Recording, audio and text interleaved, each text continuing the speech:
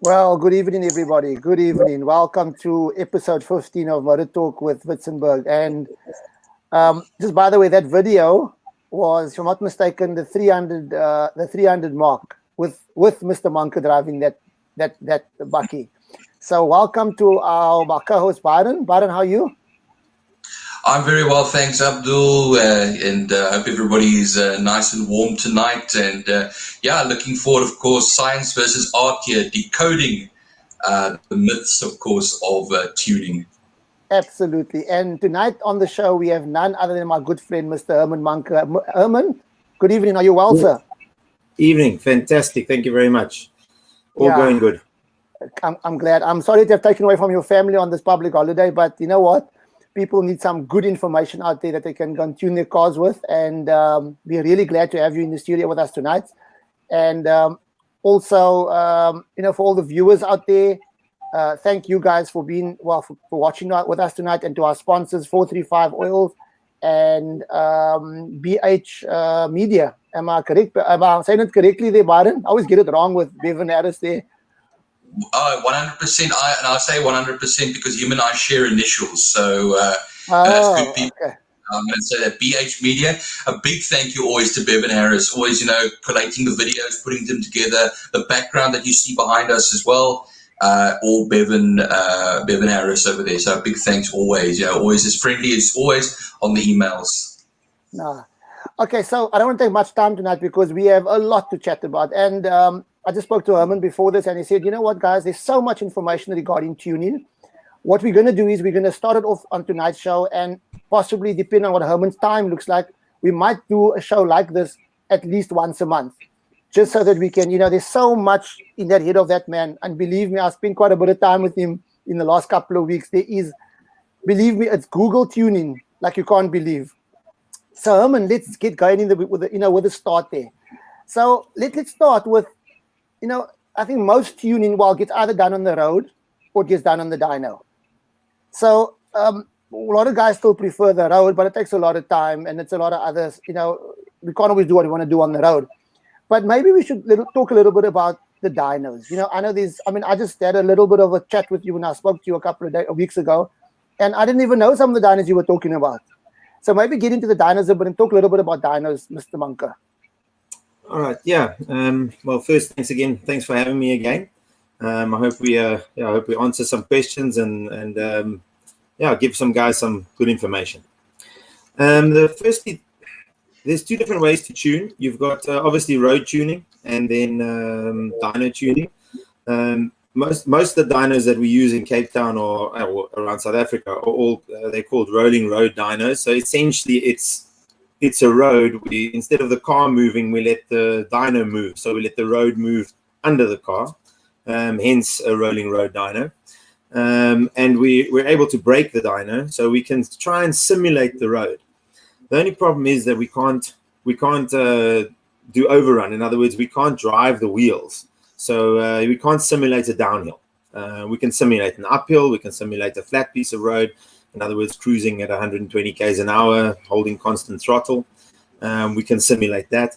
So what it does is it just allows us to a more controlled environment to be able to tune faster and safer. Because if there's just you in the car, you've got a laptop on the seat next to you, and instead of looking that way, you're looking this way, and you're trying to make changes and not watching the road. So road tuning definitely involves two people. One tuning, one driving. You do get certain, like on the overrun, on the downhills, you do get a little bit more cooling. So you get a couple more factors on the road. So you should theoretically tune on the dyno, then go out on the road and check the car. You should use both. But on a dyno, we can, like I said, we can simulate the road, but we can also simulate different circumstances. So we can generate intake air temperature. We can generate, in other words, we can block off the intercooler to generate more heat to see what the fueling mixtures are doing when the car gets hotter. We can let it stand. We can pour water on it. We can cool it down. We can generate colder air temperatures. So we can generate different scenarios to get the tune better than you could on the road, because you'd have to drive the whole year. You'd have to tune on a cold night and on a hot day, and we can generate all of that on the dyno. So a dyno is a very helpful tuning tool. But the whole thing for tonight was myths about dynos and myths about tuning. And I think the place to start is to say that dynos break cars. I think that would be the first place to start, because it's a thing that I've heard over and over and over again, that I took my car to the dyno and it broke we broke the car on the dyno. The first thing to say is that we can't drive the car any harder on the dyno than you can on the road. We full throttle it from low RPM. We go from sort of say 2000 till your rev limiter, if you've got a rev limiter. Otherwise, we have a maximum RPM we go to, and if we don't exceed that. So if you go second gear, third gear, fourth gear down the road, all we're doing is we're just pulling one gear. So it doesn't matter what gear you use. Well, it does matter. I'll get to that now. To a point, it matters what gear you use. But we pull away first, second, we go straight to third, or we go fourth gear. We drop the RPM to lowish, 2,000, 3,000, wherever you want to do that run from, and then we do a power run. And I'll get onto the different kinds of dynos shortly, but that would be an inertia run. So we'll rev it from 2,000 to the rev limiter. It will log how long it takes to rev the car up in that gear, and it will spit out a dyno graph, and it will spit out the power number that the engine, a guesstimate of what the engine makes. Your wheel power will be fairly accurate because that's taken from an inertia number on the rollers. But to calculate back to the engine power, which is what everybody wants, it's what's stamped in your little book when you buy your Corsa 1300. It says it must make 60 kilowatts. So if I show a dyno number that says 30 or 40, you're not going to be happy. So they try and correct it back to flywheel power. So that's what the engine makes, but that's not an exact science. So, but the point I'm trying to make is we do one gear. It lasts about 6 seconds, and that's it. So there's nothing really we can do to drive the car harder. So the myth about a dyno breaks cars, no. If the engine brakes on the dyno, it was going to break on the road. If it was about to break on the road, it's going to break on the first run on the dyno, but it would have broken the first time you put your foot down from the robot anyway. The only thing that we have to be careful of is temperature. We can't keep the car as cool. We don't have 140k an hour wind coming through. So we just need to be careful about temperature. But and then, yes, we could overheat the car, that kind of thing. But that's not a quick run. That's like quite a long time you're going to do that. So the only thing to worry about on a dyno really is temperature. And that's the only way that you would strain a car more, by running it hotter than it usually would. But it's other than that, no, a dyno doesn't break a car any more than a normal road would. Herman, I think if I come back to that point of a dyno breaks a car, and you kind of get it with the older generation. When in the old days, I think when I started racing, I can only remember one dyno actually. It was in Paro, and nobody else had dynos. And then so the people kind of never grew up with dynos, the older generation. So they just were, I don't know what they did. They just tuned the carburetors on the road or something. And nowadays, there's a complete transformation, because you're speaking to a much younger generation with different cars, different setups. It's a completely different ballgame nowadays. So, yeah, I think it's of the older generation that still believes that dynos break cars. Yeah, no, it's just it's something that's carried through, and like I say, I hear it on the phone. The guys, if they phone to book a car, they're like, "Are you sure it's not going to damage my car?" And I'm like, I can't do anything more than you can do, So it's having said that, most of when does a car come to the dyno? Economy or something, but a lot of the time, the cars that come to the dyno have just had engines rebuilt. In other words, somebody has just done open heart surgery on the thing. And then it comes to the dyno. That's the first place it comes. It needs to get a driving map. Then he runs it in maybe. So he drives it slowly, cruises with it for a little bit for 500 Ks. Then he brings it back. And now it's the first time we're revving this new engine. And then sometimes it explodes. So because, and then, I had a customer tell me once, no, he was at another dyno And no, he doesn't want to go there anymore because they broke his car 3 times, and he wants to change dyno tuners. And I asked him, well, what happened? And he said, no, well, they ran bearings 3 times. I said to him, well, I can give you my car and a tank of fuel. You can't go run a bearing. So that's not something that I can do, you know. Either, I mean, that's got to do with the engine builder, you know, who built the engine. And then he said, you know, I did. So I was like, okay, well, there's your problem, you know. So they do break on the dyno also because guys, they want to push the engines, you know. So you've got you know, the guys, I've got some customers, they want to go to max on the engine, you know, and you say, look, if we go more than this, it's on you, you know. And he's like, exactly. Nah, push the boost, and then it explodes, and then they know, okay, that's the limit of those conrods, you know. We must change the rods or change the pistons, and so we go. So I mean, I've broken good amount of cars on the dyno, but 9 out of 10 it's a build error, or something has happened. In other words, the after the build, it's run a bearing, or it's blown a head gasket, or something like that. You know, it just it's nothing to do with the dyno itself. Yeah. Herman, just quickly over there. So what you're saying is a lot of ego has to do in this as well, with guys coming out there building engines themselves when they don't have the know-how to do it. Then they want to come in there, they want to just rev so hard, they want to really push it, and then what happens is, like you're saying, you know, you're doing bearings and stuff like that. So it just shows you it's not the dyno, it's the person that's wanting to do the dyno run. Absolutely, yeah, no, for sure.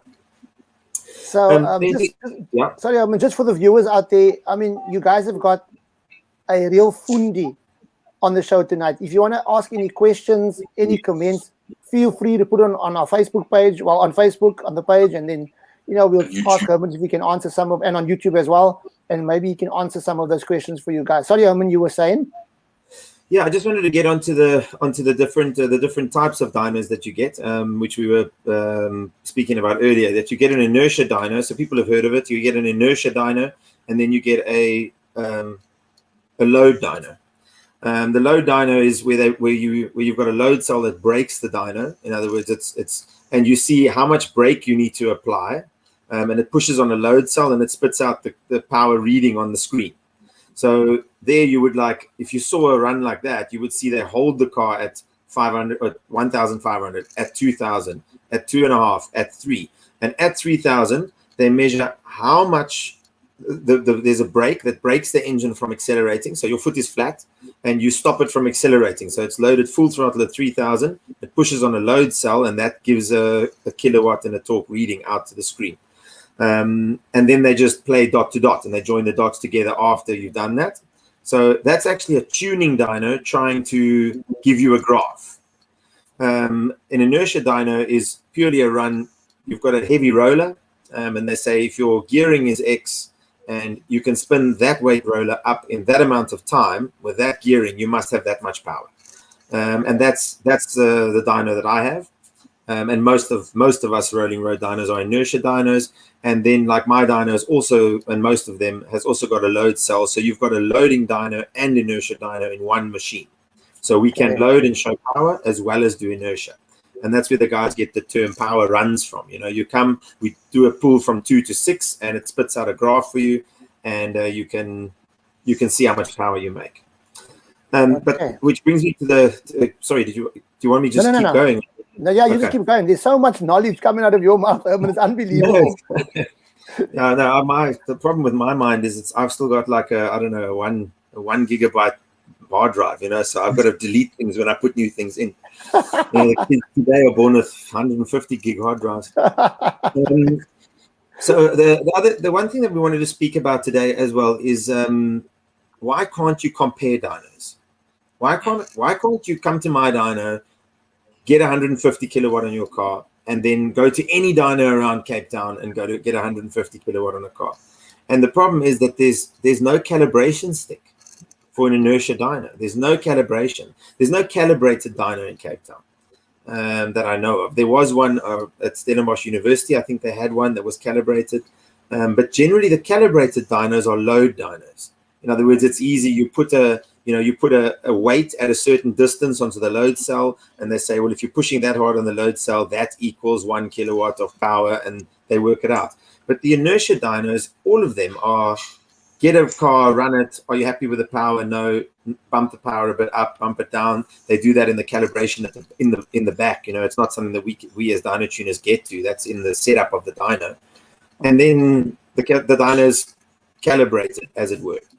The only thing that you can, the better dynos, and we're not going to get into which dynos I think are better tonight, but the better dynos are dynos that are consistent. So if you come to my dyno and you run it, it's got a correction factor for hot day, cold day, air pressure, humidity, all of that. And so if you were to run your car tonight and tomorrow and the next day and in 2 weeks from now, it must spit out the same power reading if you didn't make any changes and the engine's making the same power.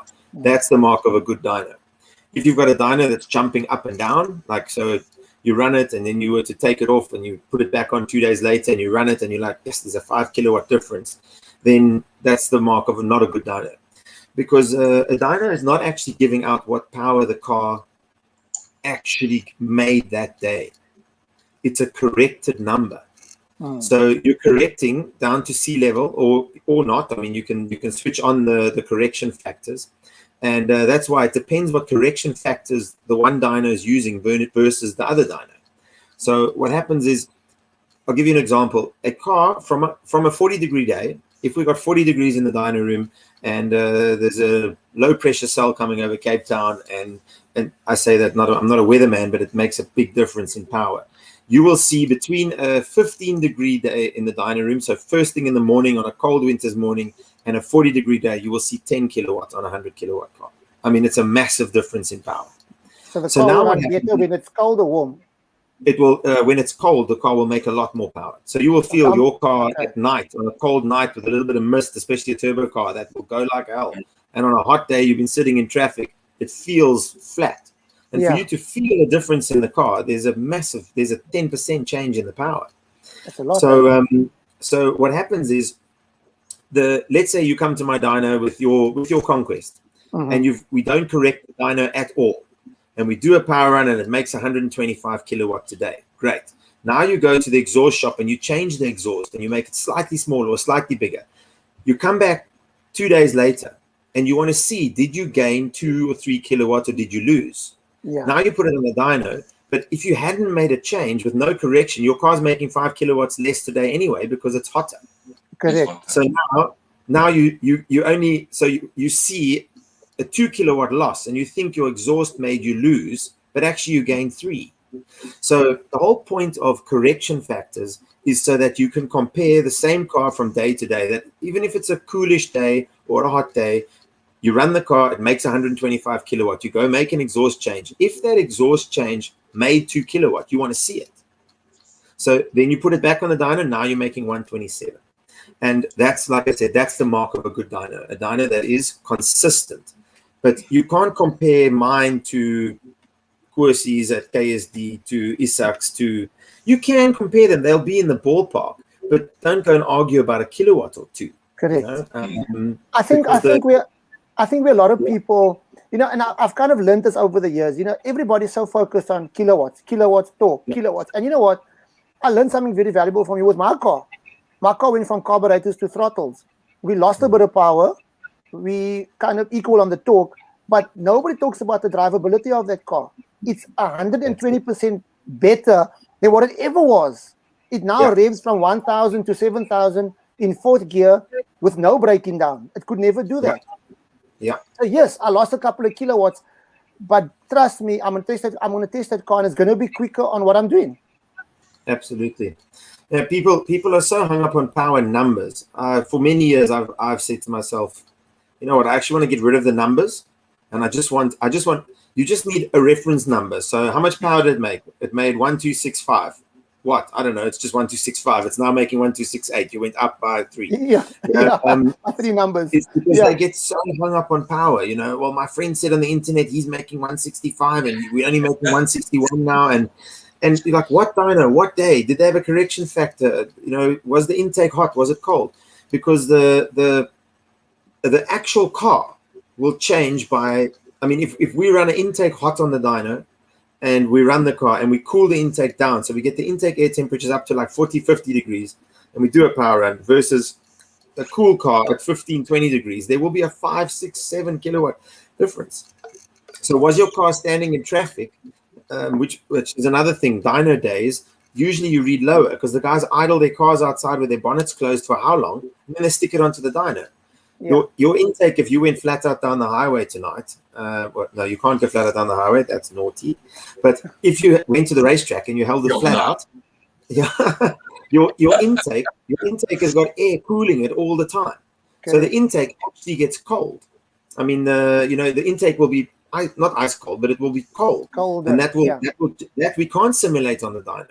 So generally speaking, your car on the road is actually making more power than we're making on the dyno because your intake is nice and cold. So I remember from racing days that the guys used to put dry ice into the intake boxes, the cooler the air intake. Try to cool it down. It makes sense. Yeah, cooling the air down. Absolutely. Yeah. No, so what that's saying. The air intake cooling, the air intakes, So what happens is we get there's been a guy I mentioned this, I can't actually remember his name right now. That's bad. He did a comparison between the dynos. A lot of people have seen the YouTube clip, and it was actually the dynos were fairly close.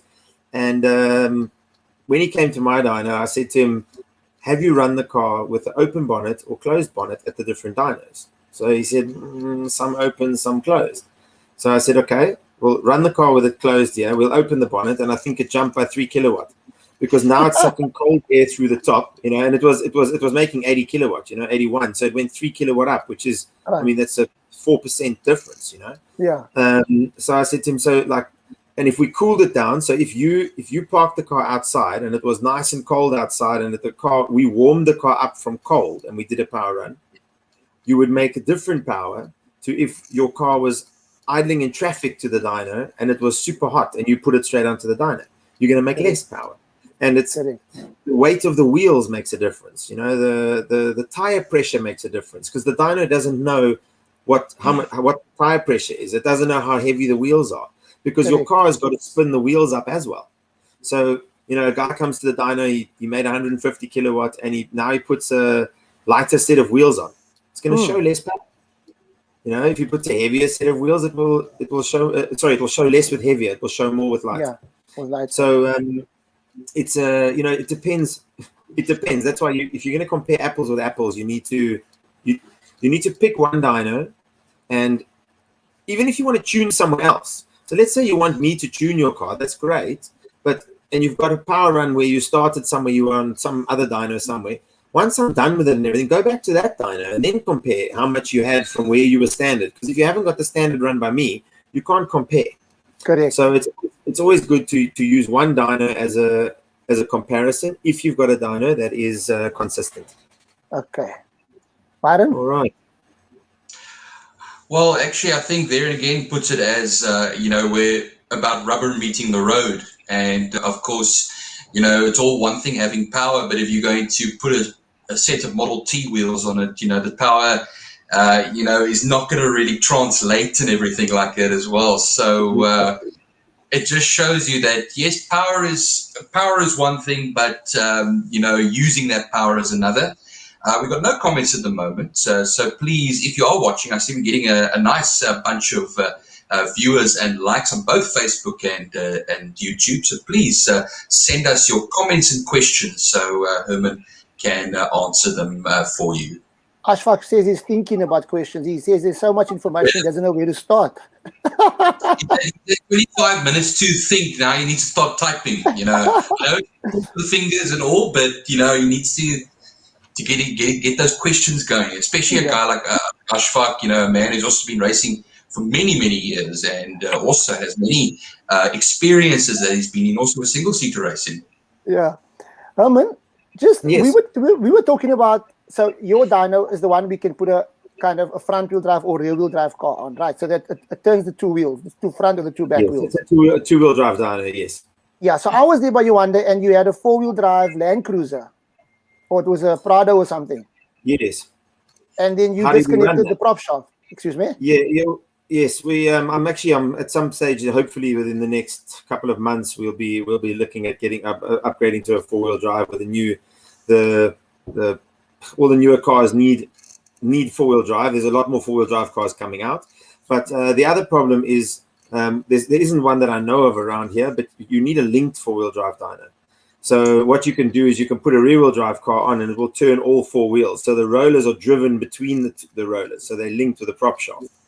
So that, because what happens is most of the modern cars, they don't like the fact that the front wheels are standing still and the back wheels are doing 200 k's an hour. So that's you can switch some of the tractions off and this and that, but not all cars. So some of the portions you battle with and things like that. So if you can just stick it onto a 4-wheel drive dyno, if it's a linked 4-wheel drive dyno, and you can run front wheel drive or rear wheel drive and turn all 4 wheels. The other thing is your 4-wheel drive cars, some aren't 50-50 split. So you've got a diff in the center of the car that's going to send the power forwards and backwards, and they're biased like 60% front, 40% back. So what happens is you end up with the front rollers doing 180 k's an hour and the back rollers doing 140 k's an hour or whatever, and then you end up damaging the center diff. So a lot of cars they suggest even like the Golf 7s and 6s, they've got a dyno mode. You switch the ignition on, put the hazards on, pump the throttle 5 times, and the traction light comes on, and it's now in a dyno mode. It goes front wheel drive. So they lock the Haldex clutch to just go front wheel drive. Okay. There's a lot of cars that have that. Sorry? That's brilliant. Yeah, there's a lot of cars that have that. But some of the cars, it's better if you've got a 4-wheel drive car and you simulate the road. In other words, your front and back wheels will do the same speed because the rollers are linked. So that's for the later on this year. We're hoping to get that dyno sorted out. But as for the moment now, if I run a 4-wheel drive, you have to take the front prop off, and as long as it's got a center diff lock. So you mentioned most 4x4s, they have a center diff lock, which then can lock and send all the power to the back wheels, and then we run it like that. Or we need to send it for a power run to one of the 4-wheel drive dynos around, and they can run it on, like Dynatech as a 4-wheel drive and Kursi as a 4-wheel drive. There's a good couple of 4-wheel drive dynos around. Okay. In Cape Town, yeah. That's brilliant, because I mean there's quite a lot of tuners in Cape Town, and once before we had you guys on the show, you and Siraj and Jody and I think Z-Line, and I mean there's Saki and like you said Kursi as well. Yes. So there's quite a few guys, and you guys kind of all work together as one team. I mean you always hear about the Dyno Wars, but I mean you guys are kind of a tight team. Yeah, everyone speaks to everybody, Like I've always said with tuning, I'm not the best on all engines, so some engines I know better than other ones, and Siraj knows some engines. He knows 2J engines better than I do, and so if you had that, then you'd rather take it. We'd rather send it to him or send it to me, or if I've got a customer that says no, please, I want you to do it, then first you make a phone call and Siraj, what must I do here? So we all help each other, definitely. Kursi sent me the file for a Unichip car the other day. I lost my file and I couldn't find it, and he sent me one. So we help each other out all the time. So yeah, that's the other myth. You've got the tuners are all against each other, but in Cape Town they're actually not. Everyone helps anyone. If there's a guy that runs a dyno shop, there's a new dyno shop open now there in Skarpkraal, and I went and did their dyno day for them. I went to help them with a dyno day, and we ran cars on the dyno, and it's everyone must help everybody. You can't just be a lone ranger. Absolutely. So, at the end of the day, that's what it's about. I mean, if you all help each other, we all go forward. For sure, absolutely. Okay. Are there any other myths that you want to just quickly take us that we can also think of regarding tuning? Regarding tuning, there's plenty. The dyno, I think we've pretty much covered that for the moment. But again, myths that I speak about, I do a training. I'm busy with a training course now for my company at Dynamics, and I cover all these myths and a lot more. Well, I cover lots and lots of myths in the theory training day. But Herman, just quickly coming back to Herman's Auto Trainer, how do people get a hold of you? Well, my cell phone is on the website. So we've got a Facebook page and an Instagram page, Hat Dynamics. which stands for Herman's Auto Training, Herman's Auto Tuning. And yeah, I just decided I've always wanted to kind of teach and give back a bit, and and do it in a more how can I say, on a bigger stage than just one person at the shop, training. I've planted Dwayne at Mason Epping. He's a guy that came through my shop for 5 or 10 years, and when he was on his own, able to go on his own, then he's now got a dyno going on his own, because it's really difficult to start by yourself and just kind of break your own stuff as you're going and try to learn. There's no way that you can learn. So I just thought, what would I like if I was starting out as a car enthusiast, as a dyno? Maybe I want to become a dyno tuner. Maybe I want to open my own shop and fit management systems or something. What would I want? And I thought, if I've just got a basic course where I can learn the little tricks, and like, what is pinging, what is pre-ignition versus detonation, what is it, how do you stop it, spark plug heat ranges, injector sizing, what is dead time, what is that stuff, what are they talking about, so we do I thought I'll do a whole theory day and just teach the guys not kind of everything I know, and they ask questions and you just answer as much as I know. It's not I can't say it's always the truth, it's just my truth, it's what I learned over the years. And then it kind of morphed into a 3-day course where I did like training and then fitment of management systems, so teaching the guys how do we read the wiring diagrams, how to fit dictators, Petronics, power mods, whatever you want. We can read through the manuals and then show you guys, and then we actually wire it onto a car. And then the guys see how easy it is to get a safe startup map going, and we teach them about rotor phasing and trigger timing, put a timing light on the engine, show them how to get the engine started, because when you fitted the management to your car there as well, you can, there's actually, if you just follow the steps, it's not difficult, and when you sync the timing, you get it running. Yours, you just turn the key and it actually started. So that was amazing. I just want to thank you once again, because I learned so much. Like, literally, I knew nothing about a management system, and you gave me the wiring diagram and you said, "Abdul, go and do it," and I did it, and it kind of worked. So thank you so much. I really appreciate it. No, it's a pleasure. But if you just follow the steps, and that's what I try to do in these training classes, break it down into the easiest points. And then that's the second module. And then the third module, we do actually tuning, where you in the car on the dyno with a laptop and showing you to get the air fuel ratio right. Showing you how to power time the engine. Oh, there's a lot of comments flying through now. Yeah. Anise. How's it, Anise? So yeah, it's and then you get a feel for getting the air fuel ratio correct. I teach you what air fuel ratio is light pedal, what air fuel ratio is full throttle, and you actually tune the car. We do power runs on the dyno, and you actually you feel like you've accomplished something at the end. So those are that's kind of the 3 modules that I've done so far, and I'm busy working on a module 4, which is now going to be more advanced tuning for the guys that want to run turbo cars and they want to change to ethanol fuel and this kind of stuff. So it'll keep evolving, but I just started wanting to give back, as well as, with COVID, your business is slow. So I thought, what, maybe there's a couple of guys that want to pay some bucks and they want to come and learn. And it's actually, we've got now on the 26th of this month is the next one. And once those guys are in, I've done 80 guys this year already that have been through the course. Amazing. So the guys are hungry for learning, and it's guys building their own cars, just guys from workshops that are just interested, and it even helps you when you take your car to your dyno. I'm not trying to poach people for the dyno, you when you take your car to your dyno tuner that you've been with all the years, you can now interact with him and ask him questions. Correct. And when you say, hey, why do you make the air fuel ratio this? And he'll go, because of that. And you go, okay, yeah. And why mustn't we give more timing? I don't know, because it was pinging. I know what pinging is. Yes, So it just gives you that little bit of knowledge that you can absolutely move to the next step, man. You can absolutely move forward. Okay, Byron, you got your hands full there, my friend. I do. Let's start at the beginning there. I just want to go to Anice's comment over here that Herman pointed to over there. He said, "Hi, Anice here.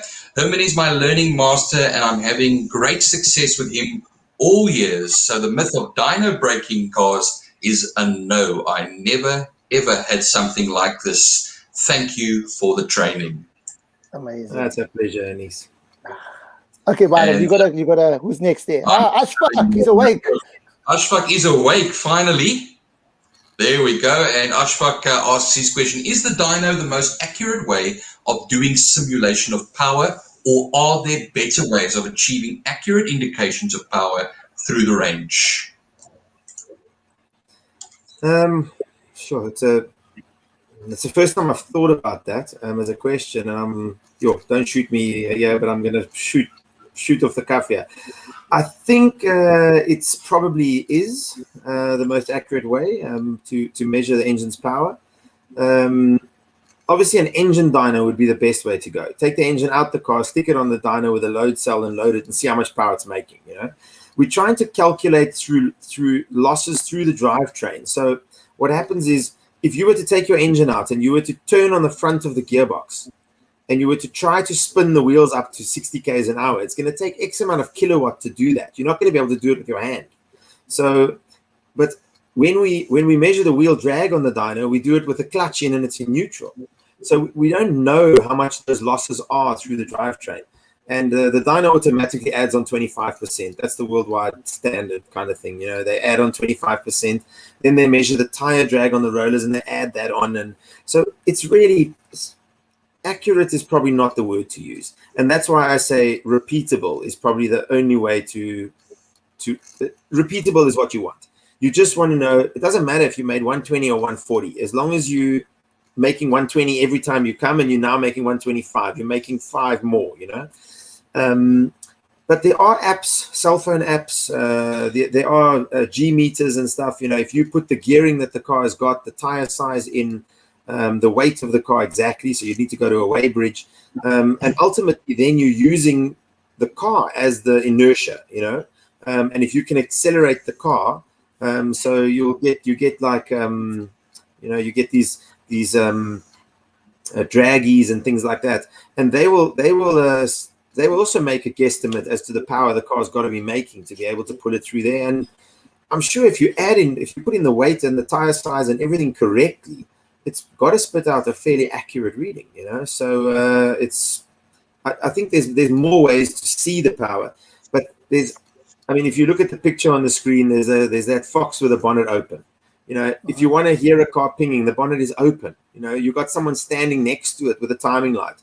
So I'd like to see the guys doing road tuning, checking that the timing is 25 degrees at 6,500 RPM full throttle. He's going to have to strap himself onto the fender with a timing light and no bonnet, Whereas the guy stands next to the car, he's got the timing light on the engine, he's looking at the timing marks, and he follows it through the run, and we can see what the maximum timing is. If the management system has got a bad RPM signal and it's losing a bit of timing, we know about it, so we can build it into the map. And that's where a dyno is helpful. It's like saying, is a 13 spanner, is that the worldwide standard for 13 millimeters? No, it isn't. But you know what? It's 13. It works on the nut. If it loosens the nut, okay, great. A 14 doesn't, and a 12 doesn't. So and that's why we need to move away from this getting hung up on numbers on the dyno, because as you said earlier, you'll get a guy that will come to the dyno and he's got 150 kilowatt, for example, and I'll tune the car and it will leave with 145 kilowatt, but the car will be a hell of a lot faster because it's about the average power through the rev range. So, guys are trying to peak power at whatever, 7,200 RPM. He gains like 3 kilowatt there, but he lost 10 or 12 Newton meters all the way from 5,000 to 7,000. Car's going to be slow. Exactly. So you need to look at the average power that you're making. Always the example that I use is an E36 M3. An E36 M3, we used to chip them and you rev them, standard they rev to 7,300 or 7,400, and we lift the revs to 8,200, and it doesn't make 1 kilowatt more. But you go from a 14.2 quarter mile to a 13.7. So you go half a second faster on a quarter mile. And the reason for it is if you look at the dyno graph, you made maximum power virtually at the rev limiter at 7,300. So when you shift gears, you're landing at sort of, 5,800 or 5,500, which is maybe 165 kilowatt.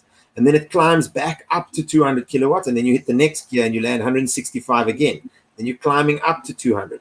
If you take the average power, like 165, 200, and you divide it by the RPM you've got, and you give it an average power for that gear, it's going to be about 175 or 178, 180 kilowatts, somewhere there, 185 maybe. But when you rev it another 800 revs more, you rev over the power peak, but you only lose like 10 kilowatt or 5 kilowatt by 8,000, and you've gained the kilowatt from 5,000 to 6.5. So when you shift it almost 8,000 and you land at 6.5, almost 7, or 6.5, you're using from 195 to 200 to 195, 195 to 200 to 195. So your average power is 10 or 15 kilowatt more than what you had in the average power of your gears previous to the lifting of the RPM. And that's what gives you the extra speed time on the quarter mile, you know. And no one has ever looked at average power. I try and explain it to some customers, but they're like, no, but my friend's car made 146, and you're like, oh well, okay. Well, that's always the friend's car. Absolutely. Byron, don't you want to just play the video so it gives Herman a bit of a break to take something to drink or something, and me and you? I think you got a video there of the in-car in the Lumina. I do.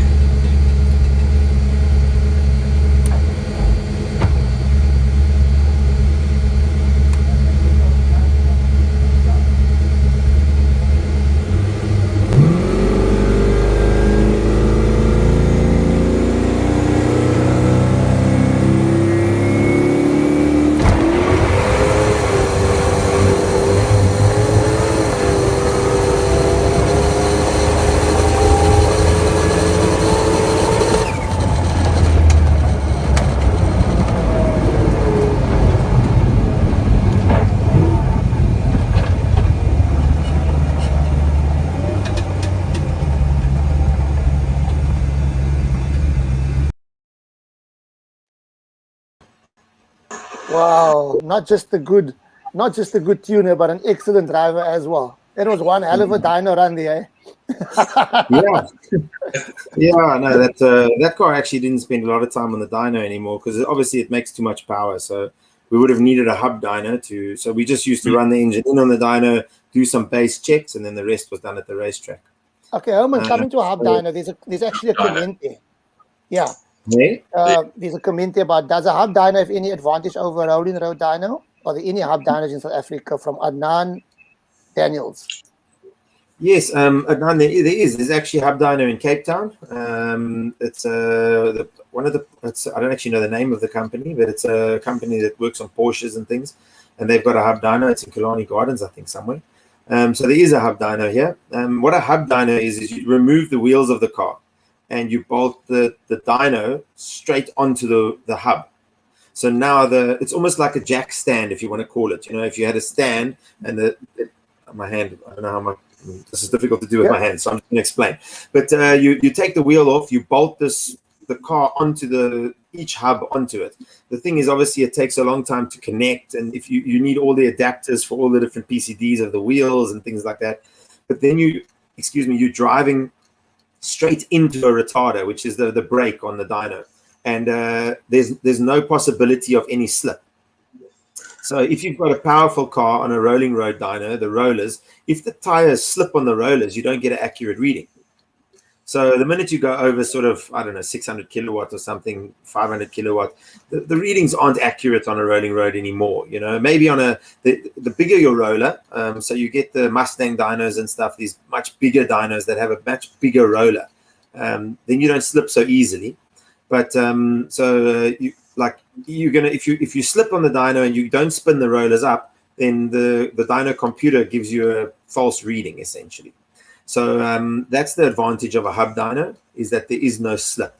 But other than that, there isn't really an advantage to a hub dyno. The disadvantage to a hub dyno is it costs a lot more money, because it's going to take you half an hour or 45 minutes to set the car up, get it onto it. I'm speaking not from experience. I've never ever used a hub dyno, but just from what I've seen, and I've thought of one day buying one. But it's, you know, if I say to you, look, we're gonna charge you $600 just to bolt the car onto the dyno, and then we're gonna start your dyno run, and then everybody, whoa, hang on, I'm not so sure we want to do that. So, you know, rather just put it on, do a power run, and take it off. So, but that is the advantage to a hub dyno. But in my opinion, that's the only advantage. I see a comment here, is bigger better when it comes to exhaust systems. I have customers that want big exhaust. That's it. You've highlighted it. There you go. That's another myth to everyone thinks bigger is better. With injectors, bigger injectors, better. Bigger exhaust, better. Bigger intake, better. And bigger is not always better. So many times guys come with they've got a smallish engine, and they've put a full 63 mil system right from the header right to the back, and you're like, well, you've just thrown power away, because there's things called back pressure that the engine needs. And so there's all of this stuff has been calculated. There's books written on it. You can go and read it on the internet. But it's always like you put big injectors in. You only need when it comes to exhaust system. I would go back, because I remember that's the comment. I would ask the guys that ask the Profits and the Power Flows of the world. Ask them, what would you guys do? Because they're doing the exhaust shops that are doing the exhausts. They are getting feedback from their customers. We've done this, we've done this, we've done this. So don't reinvent the wheel. Go to a renowned shop, put your exhaust on, or if you have an exhaust shop and you're not sure, phone them, go visit them, say, hey, what do you guys do? What do you suggest I do? Because I found on many years ago on the 2-liter 16 valves, Dick at Powerflow in Salt River, he would say to us, like, no, you need they even called it a torque tube. You need a piece of 50 mil to under the sort of gear lever from the branch, and then you go 57 from there back. And we always thought it was just torque, but on the dyno it made kilowatt and torque. So no, bigger is definitely not always better on exhaust. It should be sized correctly. Injector sizing is the same. The guys want to put bigger injectors. If you put a big injector, we just take the fuel away on the milliseconds of the injectors. The guys want to put a massive fuel pump in. If the fuel pressure is holding, it's holding. There's no point. So guys say, oh, we're going to turn the fuel pressure up. That makes more power. And as you turn the fuel pressure up, we just tune the fuel away on the injectors again. Once the air-fuel ratio is right, which is the amount of air to fuel in the cylinder, once that is correct, a bigger injector or something like that's not going to do anything for you, power-wise. Sometimes bigger injectors can make a car heavier on fuel because you get worse atomization if you've got a management system that can't time the injection correctly. But otherwise, a smaller injector atomizes better. But what you want is, if you've got a full sequential system, which means it fires each injector individually, you want to time each injector to spray at the correct time to get to be able to atomize the fuel on the back of the hot valve, that it sucks the vaporized fuel into the cylinder. And if you've got a management system like new Spetronics with the hyperspace software on it, you can move that injection timing around on your engine, and you can see the car get richer and leaner as you're moving the injection around. So why would you want to have a big injector that's spraying droplets of fuel into spraying straight into the cylinder? For example, a Dictator is batch firing. So a bigger injector is just going to make it heavier on fuel. And if your air-fuel ratio is correct, it's correct. There's nothing you can do about it. You can't. If you go bigger on the injector, we just take the fuel away, like I've said. So there is instances that different injectors work better, bigger and smaller, and that's why everything like exhaust injectors. The guys want to put fancy spark plugs in, and I've never seen a spark plug make a difference on power. On a turbocharged car, yes, if it misfires. But that's another myth. The guys, no, I'm going to use this spark plug with a double copper something, whatever. And you're just like, well, we just standard PCP 70Ss from Midas, they cost $6 a plug. That's what we used to use and make 1,500 horsepower.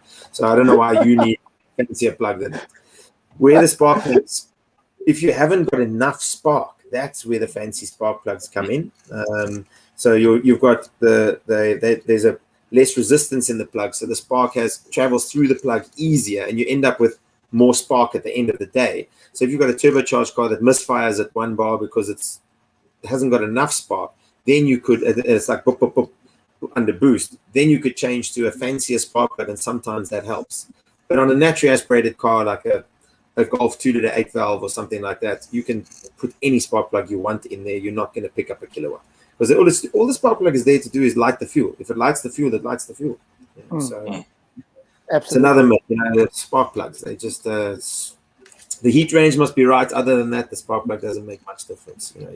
Everyone wants to put Super 4s in, or 2 electrodes because they think the spark jumps everywhere, but it just jumps to the closest electrode.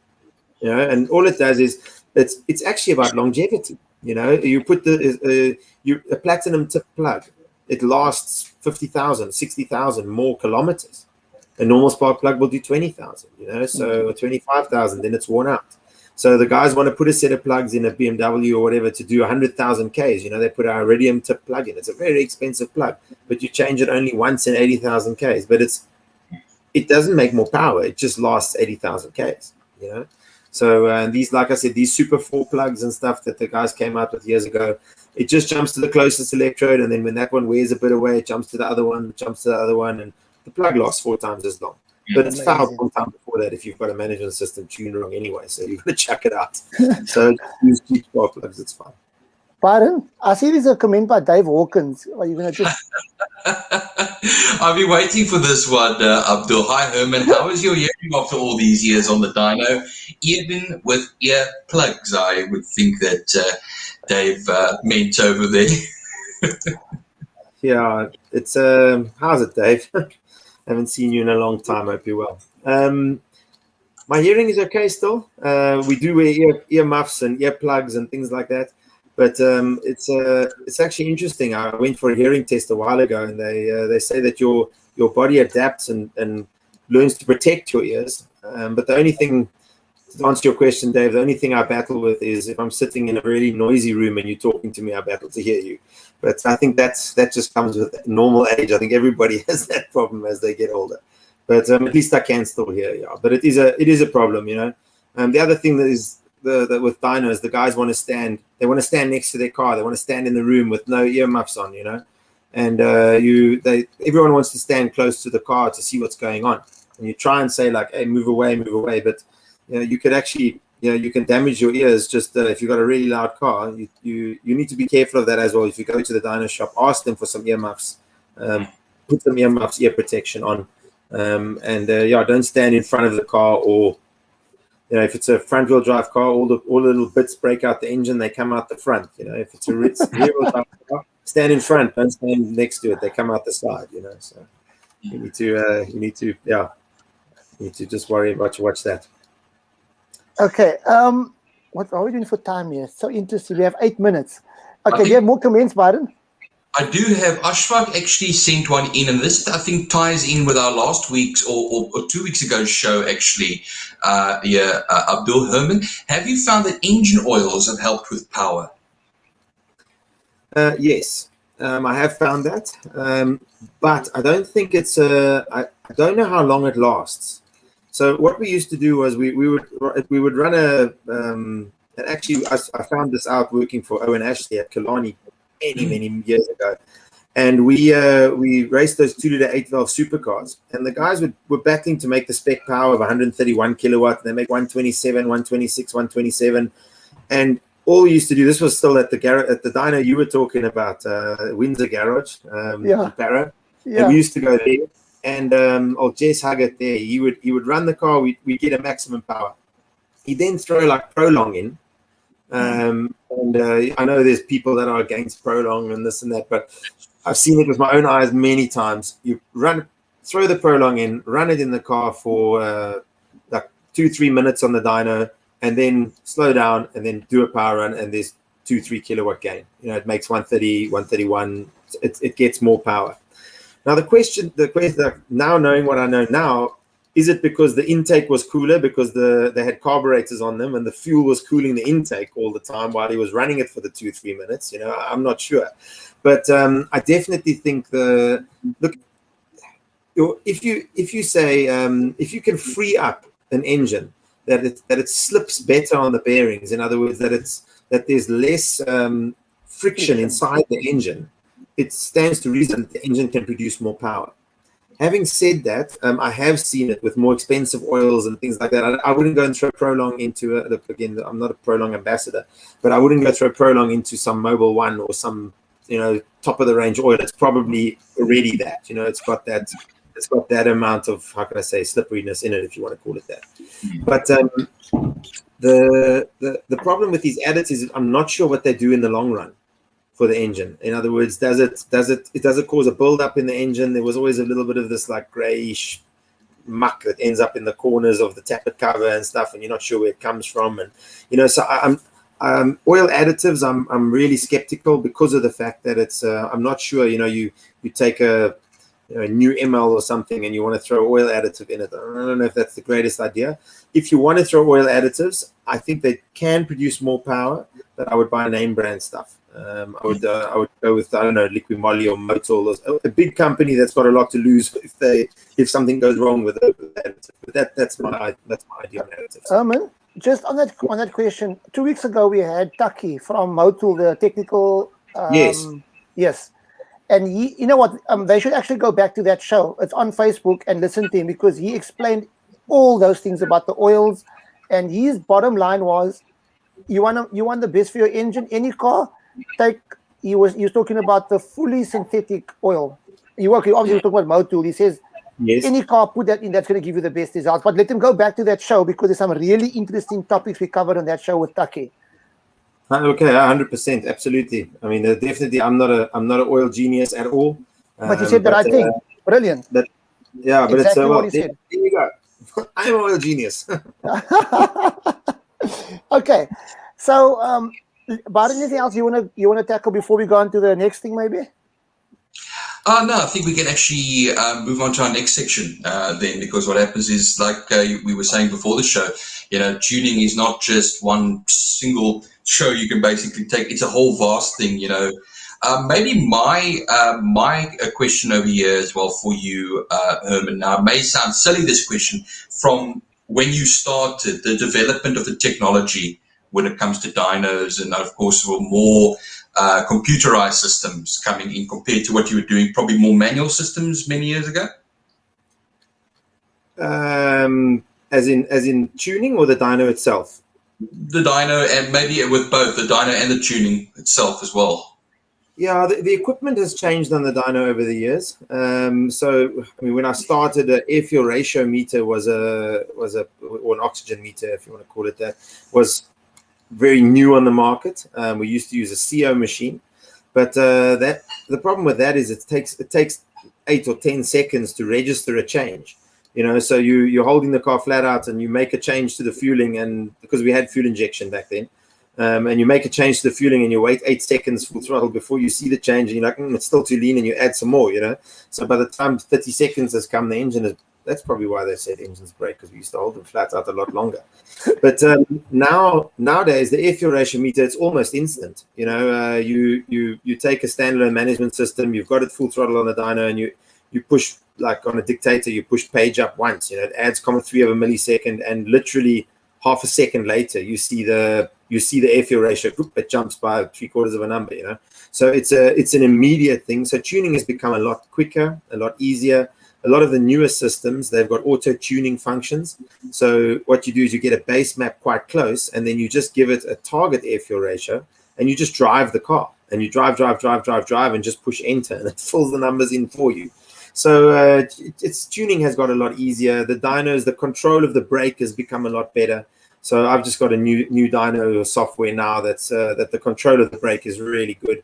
So and what that means is, if I ask it to hold 3,000 RPM and I'm just coasting at light throttle, so now I'm tuning 5% throttle, and I put my foot flat, it still stays at 3,000. So on the management system, you're staying on that 3,000 RPM load site.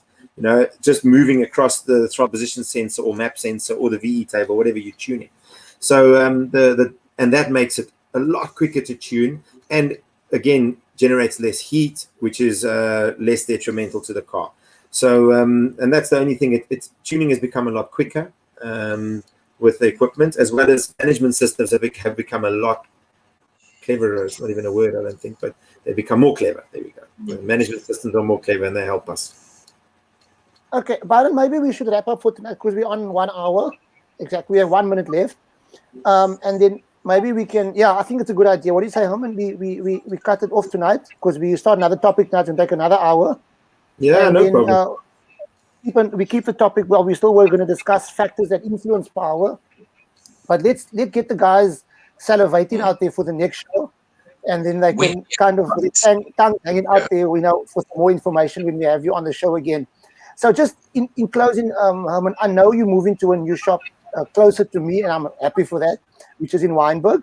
Maybe just, tell us about the new shop, why you're moving to the new shop, some things you're going to do there, something you're going to do at the new shop. Maybe tell the guys if you got the address, maybe give them the address and stuff like that. I don't have the address. You don't have the address with me. I need to move because the landlord sold the building that I'm in. So we need to move to new premises. And actually, I've taken on a new partner. His name is Sean O'Connell, and we want to put together like how can I say? It's going to be a hub or hive, if you want to call it that, of activity where we can do performance tuning, we can do an upgrade if you want, we can do servicing, we'll do training there. There'll be a coffee shop. There will be, it's going to be, you come there, you drink a coffee. There'll be fancy cars to look at standing around because there's going to be a storage facility for guys that want to store their fancy-ish cars. It doesn't need to be fancy, but there's 2, 3, 4 Porsches and this and that will be standing there for you to look at.